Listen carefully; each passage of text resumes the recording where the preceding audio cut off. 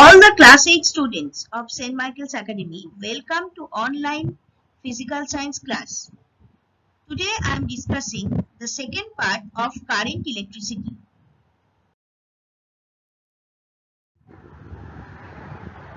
First, I am discussing resistance.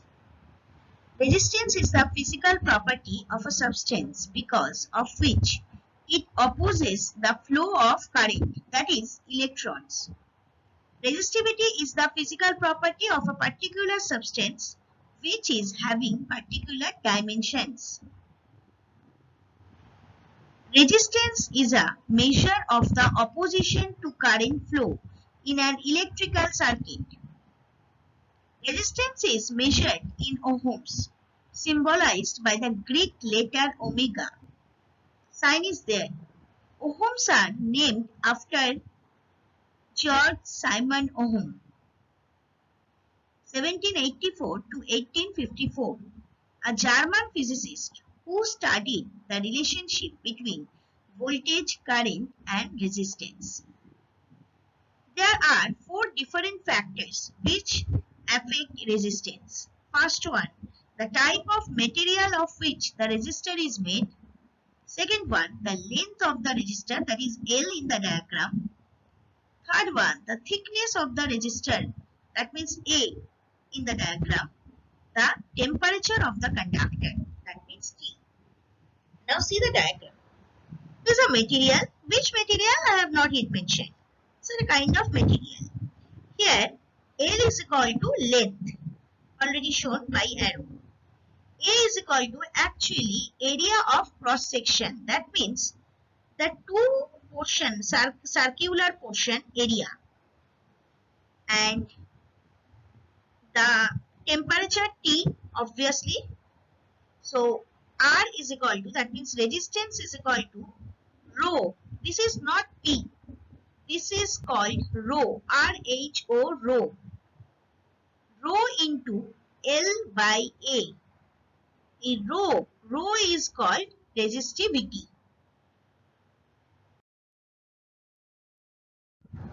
Now resistivity. That means that rho.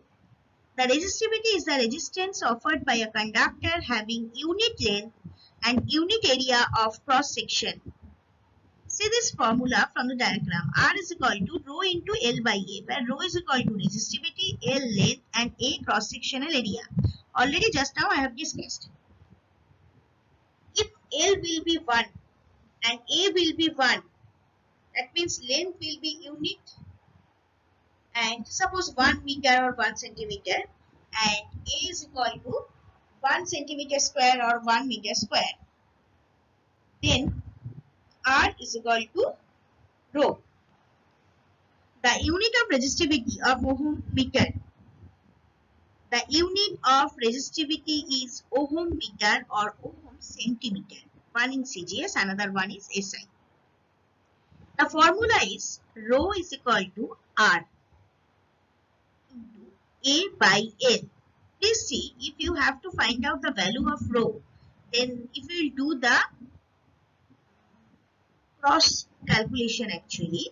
So A will go that side, so it will come R into A divided by L, where R is the resistance in ohms, A is the area of cross section and in square meters, and L is the length in meters.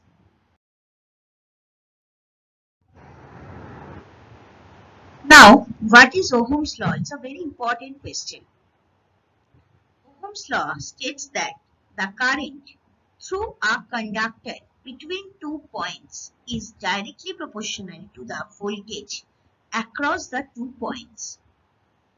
Introducing the constant of proportionality, the resistance arrives at the usual mathematical equation that describes this relationship. According to Ohm's law, V varies as I. V for voltage, it's volt. I for current. So, varies as sign is like this. That means you have to take a constant. That constant is R. R for resistance. Where I is the current. through the conductor in units of amperes. V is the voltage measured across the conductor in unit of volts. And R is the resistance of the conductor in units of ohms.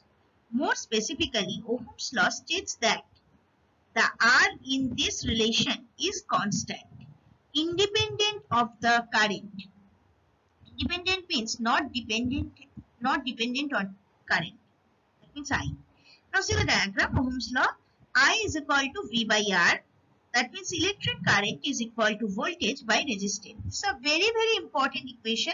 Please remember this equation, and whenever Ohm's law will come, please write the mathematical expression along with this mathematical expression also, because without this mathematical expression, Ohm's law is nothing.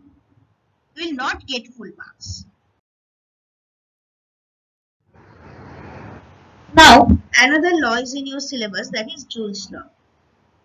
Joule's law, full name of scientist Joule was James Prescott Joule. Now, Joule's law. In electricity, mathematical description of the rate at which resistance in a circuit converts electric energy into heat energy. That means Joule's law depends upon or explains rather how the electric current converts into heat energy. The English physicist James Prescott Joule discovered in 1840 that the amount of heat per second that develops in a wire carrying a current is proportional to the electrical resistance of the wire and the square of the current. He determined that the heat evolved per second is equivalent to the electric power absorbed or the power loss. The laws are, I have given only here the mathematical expression. The statement I am telling you from your book. First one, the amount of heat generated in a conductor in a given interval of time is directly proportional to the square of the current through heat. That is, H varies as I square when R and T are constant. T means time, I means current, H means heat produced, and R means resistance. Second one, the amount of heat generated by a given current in a given interval of time is directly proportional to the resistance of the conductor. That means H varies as R when I and T are constant. We are dealing with three variables. Variable I, R and T. That means variable means like X, Y. That means any value can come for this. So please, whenever you are writing H varies as I square or H varies as R, please within bracket write it down that at that time the other two variables are constant. That we are assuming. Now number 3.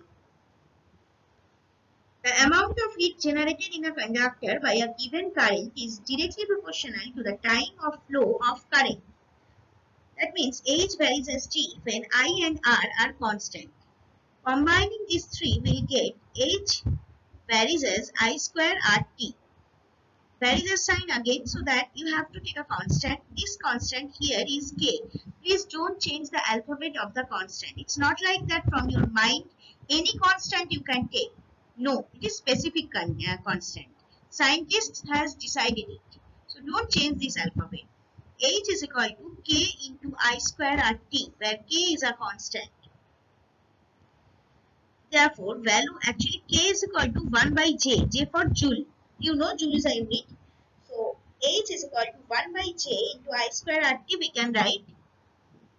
Now, value of J is equal to 4.2 Joule per calorie. So instead of J I am putting 4.2. So 1 by 4.2 into I square RT is equal to H. If we divide 1 by 4.2, it will come 0.24 something. So approximately we have taken 0.24. So that means at last it is coming H is equal to 0.24 I square RT. Now after that in your book it has been written that if V be the potential difference across the conductor in volt, Then V is equal to I into R. This portion I am telling you, this is the actually combination of Ohm's law and Joule's law. See, from Ohm's law, from my previous slide only, we have got that V is equal to I into R. Okay, so H is equal to 0.24 I square RT in this equation.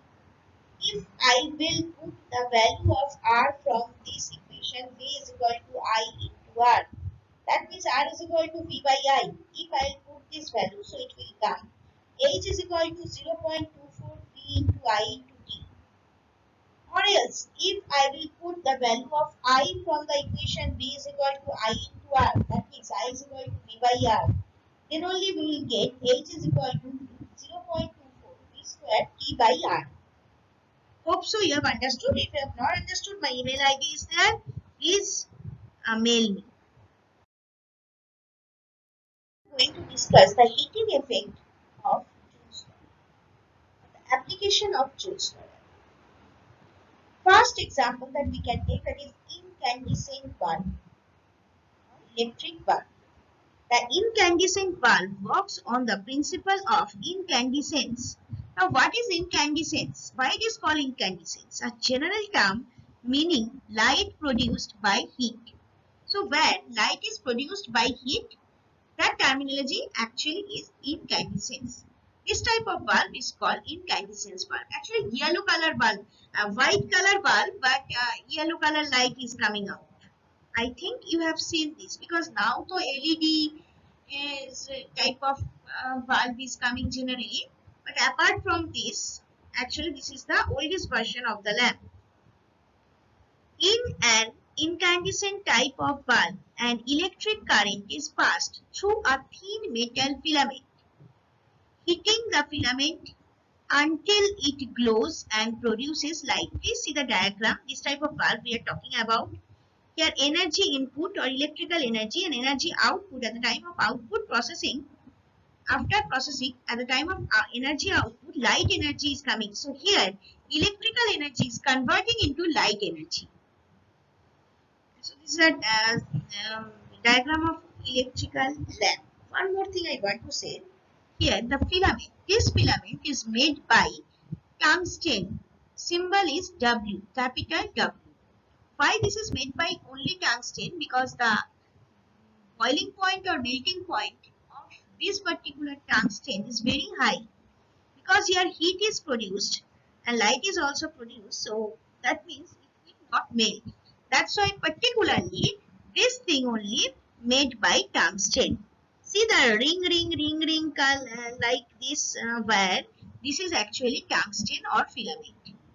If it will be broken down, that means we generally used to say bulb is not working now.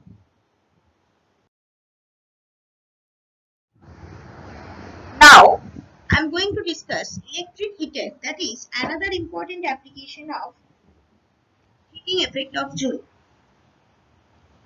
An electric heater is an electrical device that converts an electric current into heat. The heating element inside every electric heater is an electrical resistor and works on the principle of Joule heating. An electric current passing through a resistor will convert that electrical energy into heat energy. I don't know whether you have seen electric heater or not, because nowadays I don't think so you are going to use this. And then also I am telling in some home and now also they use electric heater. Here one U-shaped or rather U-shaped not spiral shaped wire is there. That particular wire is made up of nichrome. Nichrome is a type of alloy. Now, what is nichrome? Why this is used? Most resistance wire heating elements use nichrome. 80 by 20, that means 80% nickel and 20% chromium. This is an alloy though, that's why it's made up of this metal. Nichrome is this type of wire, ribbon or strip. Nichrome is an ideal material because it has relatively high resistance and forms an adherent layer of chromium oxide when it is heated for the first time.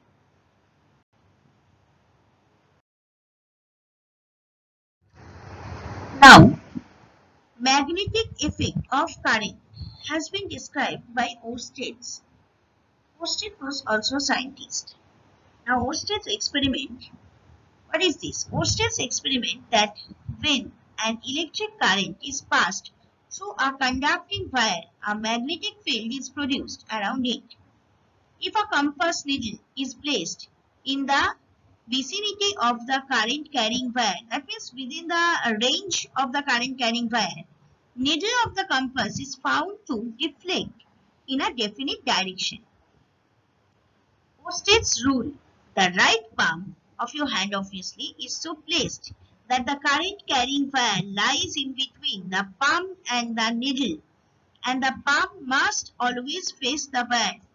Then, if the fingers be pointing towards the direction of the current, then the outstretched thumb will give the direction of deflection of the north pole of the needle. The magnetic field lines encircles the current carrying wire. The magnetic field lines lie in a plane perpendicular to the wire. If the direction of the current is reversed, the direction of the magnetic field reverses. The strength of the field directly proportional to the magnitude of the current. The strength of the field at any point is inversely proportional to the distance on the point from the wire. See the diagram.